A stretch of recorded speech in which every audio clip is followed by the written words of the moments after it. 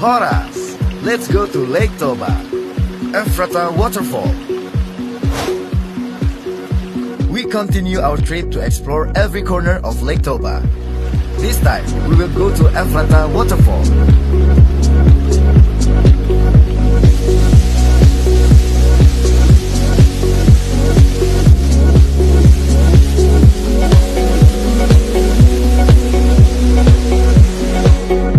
This waterfall is located in Sosordolok village, Harian district.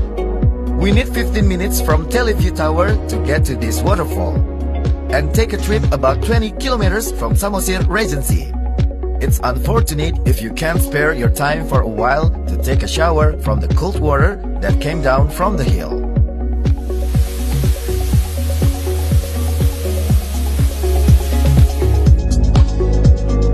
Come on, let's go to Lake Toba.